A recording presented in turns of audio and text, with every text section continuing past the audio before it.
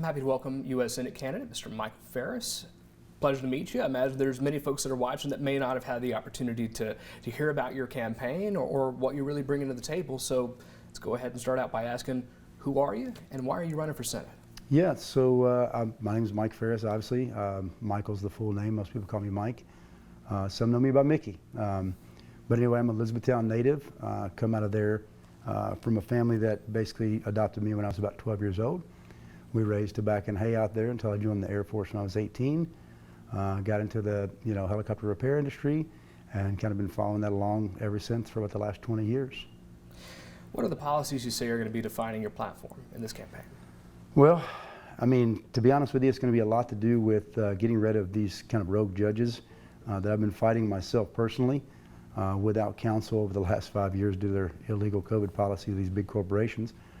And then, of course, making sure that the parents have a right to choose whether children are educated, and making sure that the small businesses are looked after in this country and of course in the state of Kentucky. So I want to ask a mix of policy questions, news of the day, and also talk a little bit about what your campaign mission is. So let's start a bit with some of the news of the day.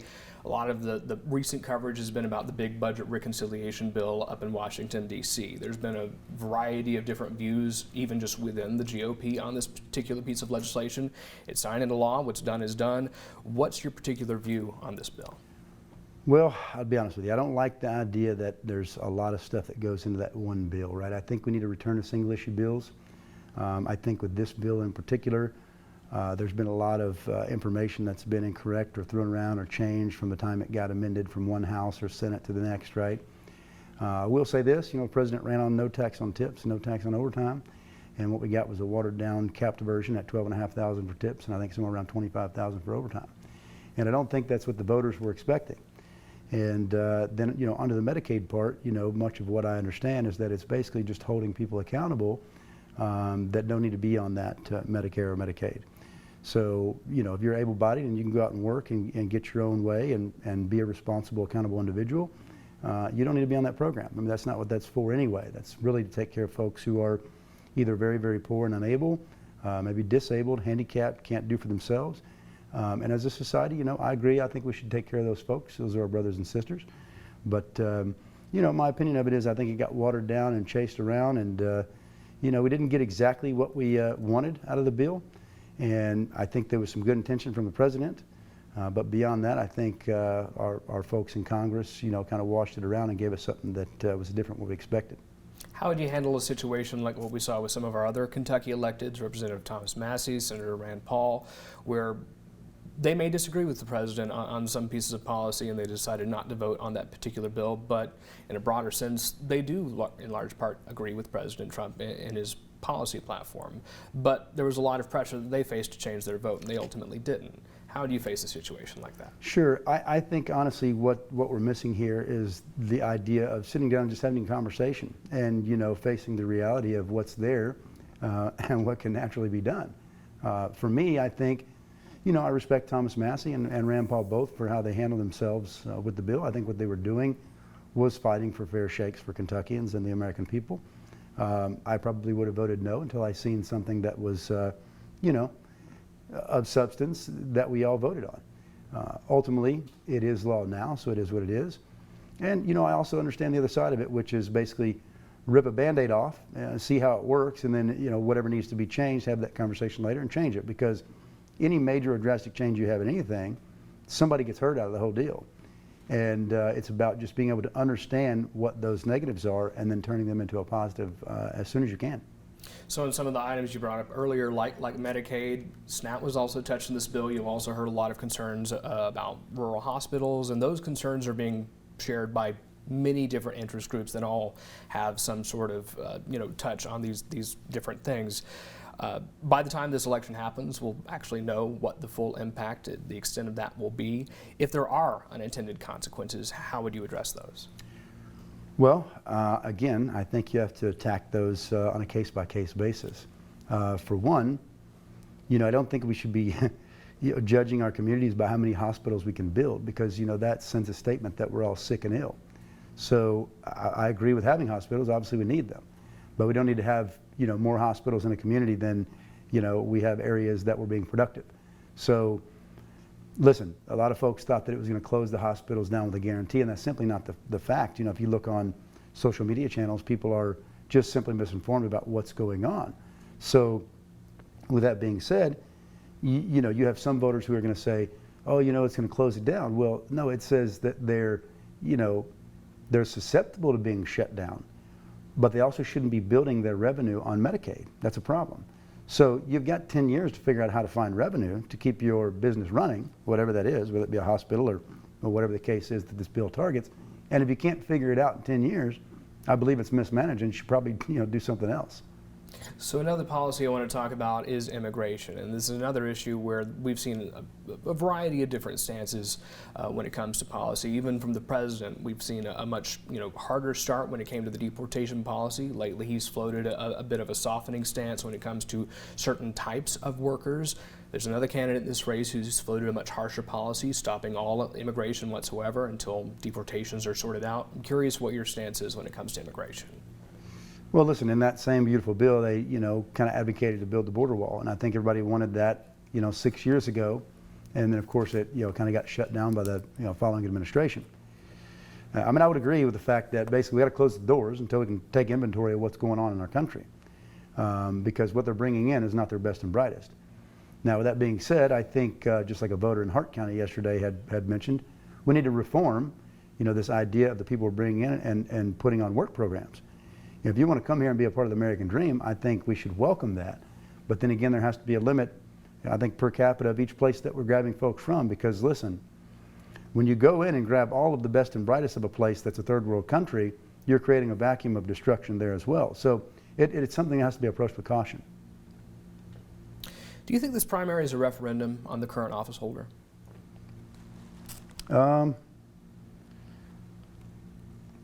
Honestly, I don't think I understand the question there.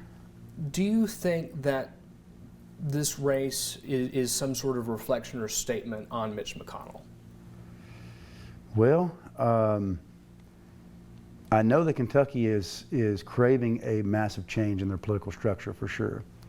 Obviously, they've voted in Rand Paul and Thomas Massie time and time again, so that tells me kind of where Kentucky's ideals and morals and values align.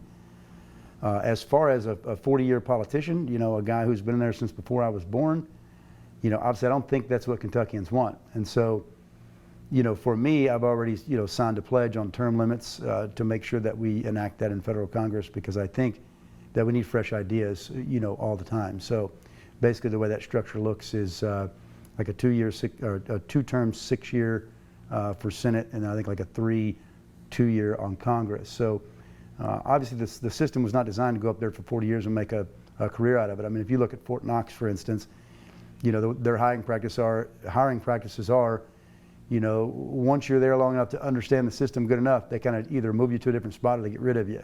There's a reason for that, because now you've learned how to come in and heist the program. And that's what's happening in Congress, is they go in there and they spend 15, 20, 30, 40 years, and now they figured out how to heist the people of their taxpayer money and the programs that are supposed to be benefiting them. Is that your opinion of Senator McConnell? I think as of late, yes. Now, I'll be honest with you, I've voted for the man a couple of times. Obviously there's that word lesser of two evils. Nobody really likes that. But as of recent, I'm not happy with him either, because he has stalled President Trump's agenda and some of his nominations, which I don't think is great, because we should be hiring the best man for the job or woman for the job, whatever the case may be. We got to cut out all of the programs that are benefiting people who are not doing their job well. And whether that's DEI or, any other, I guess, status quo socialist 3-letter word, we need to cut that out. It needs to be a meritorious thing based on integrity. That needs to be the foundation of all of it. Good honor and sense of, commitment to the job. On the flip side, what's your opinion of President Trump? Would you say that your policy stance is always aligned with the president? Are there areas where you may find some disagreement? I think, honestly, what I've learned about President Trump is there has been a couple times I've doubted the man, and in some way he has turned it around and showed me that he was actually proper about what he was doing. I do think at times he's ill-advised. If you look at COVID with Anthony Fauci and kind of how that whole situation was handled the Walensky's and all of them during that COVID hysteria. I think what he thought he was doing was great, and that goes to the vaccine rollout as well. I think Operation Warp Speed he had great intentions of, but it looked to me like a big pharma push, and I knew early on that that wasn't going to be something my family would be involved with. And now, if anyone decides to be a part of that experiment, that's their prerogative, and I think they have the freedom to choose that. But in no sense would we be forcing people, which I don't think President Trump did, but obviously the people who were advising him were definitely behind that campaign. So I like President Trump. I voted for him 3 times. I think he is a man of the people. I think he does hold our interest in mind. And in a lot of ways, I'm very much like Trump because I am a businessman. I'm pretty straightforward. If I make a deal with you, a deal's a deal. If you break the deal, then we're not going to commit to our end either. So I think that's how the country should be ran as well. So you bring up some of what you see as missteps whenever we went through the coronavirus pandemic in 2020. We've had a good bit of time that's passed since then. How relevant do you think the actions that were taken in 2020, 2021 are still relevant to the races that are being run now in 2025? I think it bears a large significance simply because, there are people that voiced their concerns about whether people had individual liberties to choose how they would live their life and being forced to do a certain thing. Now listen, I'm all about making sure society is well and not sick and not harmed by some other individual. And you have to find a good line between, as a society, what will make your brothers and sisters, ill or sick because of your presence. But obviously that entire thing, when you look at the makeup of how it was forced, let's talk, for instance, here's a burger and fries for a vaccine. That's just very childish. Here's some marijuana for a vaccine. It's pretty childish. So I think people watch that. I think they're waking up to that. And I think a state like Kentucky is probably about the only state where a guy like me could win because I'm not a politician. And, that's why particularly I put my own phone number on our website, because when voters want to speak, I want them to speak directly with me because I want to know their concerns. I have my own agenda, but there are other ideas out there that I know nothing about, and I'd like to know about them. And I'd like to research how this seat could favor their issue. There's a lot of misconception about what this seat can do for a statesman or a stateswoman in Kentucky. A lot of people think that, a U.S. senator can help them in all of their local issues, and this is simply not the case. The constituent services aspect of a U.S. senator's job is only where whatever bothers or ails that individual crosses a federal program. So you think DHS, DOT, veterans benefits, things like that are being regulated by the federal government. So, for instance, we've had folks talk to us about this Oldham County data center thing. Listen, I take pity on them, and I will speak with them, and I'll understand their concerns, and maybe at one point there's an opportunity for this seat to, if I hold it, go and advocate for, their grievances. But there's just simply nothing that a senator in this seat could do for them in that regard. So let's talk about what it's going to take to actually win this race. And I want to start with money.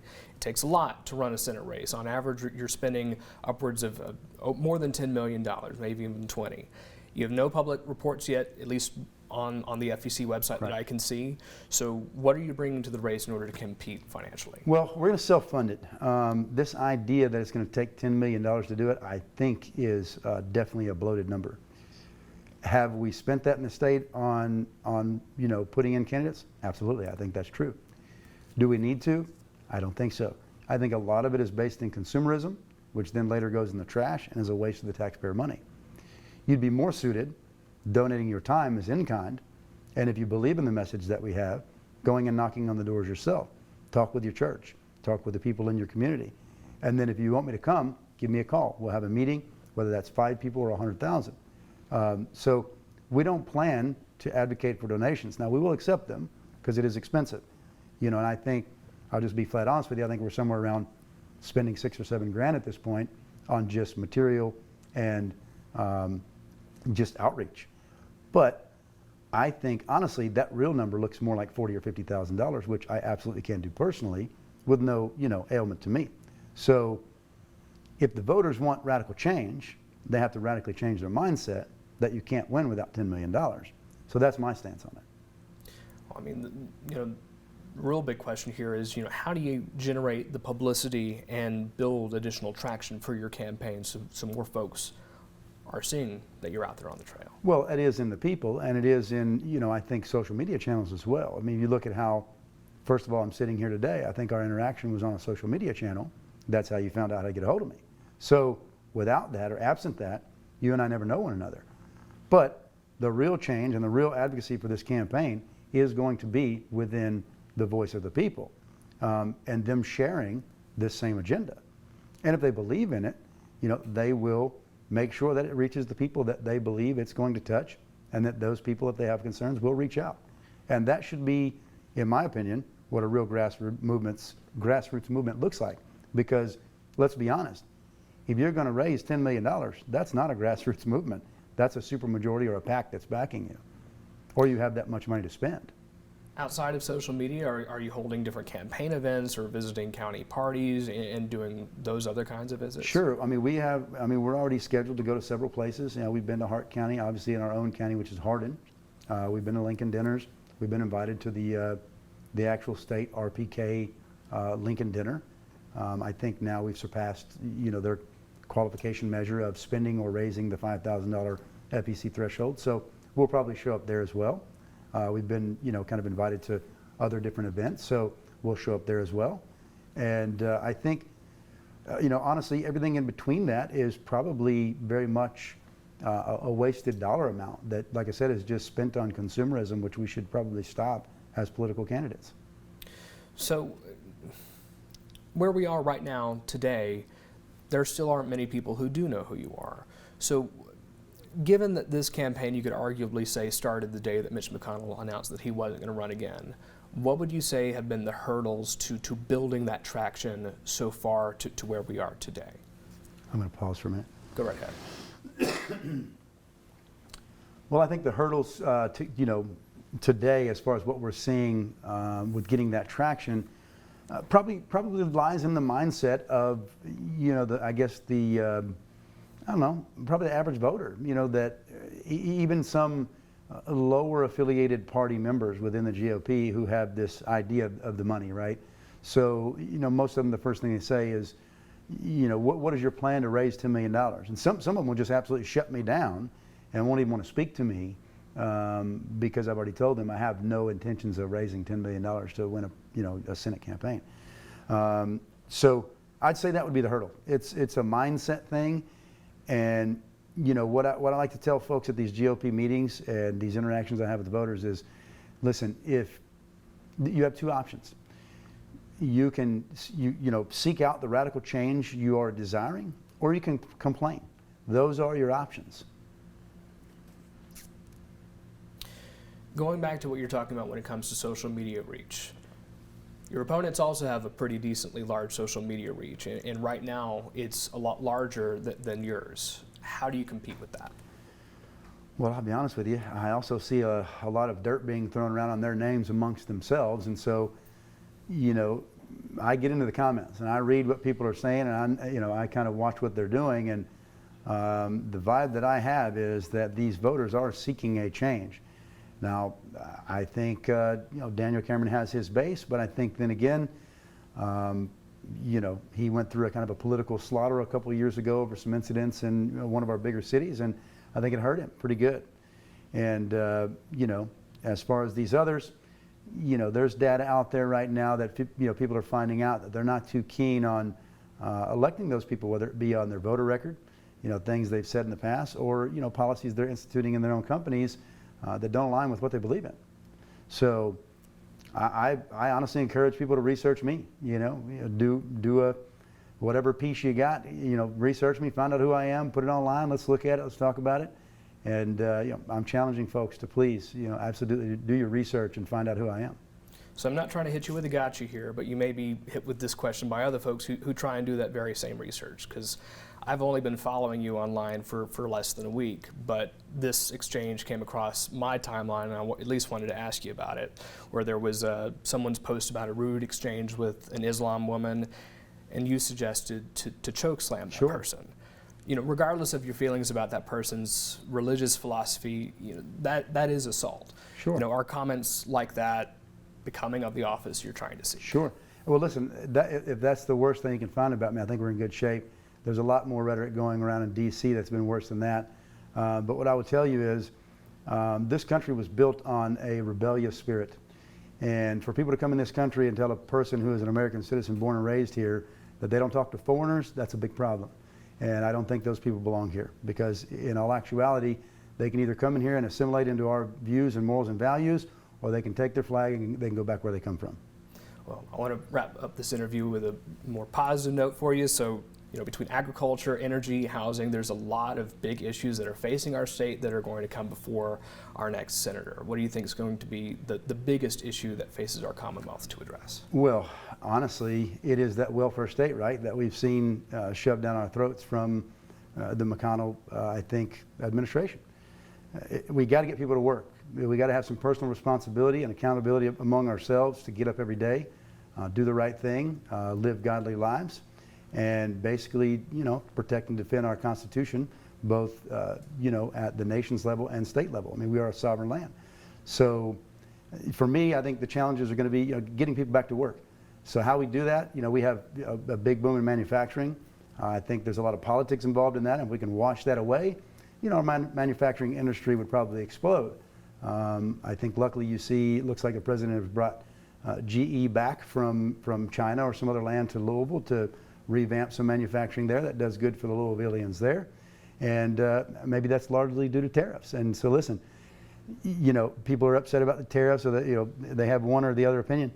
The thing is, if you're going to charge our country 4 times as much to do business with you as a neighboring country who's providing you less service, you're going to get hit back with it too. And we're going to find an agreement. We're going to make a deal that works out for both of our countries and, basically prosper.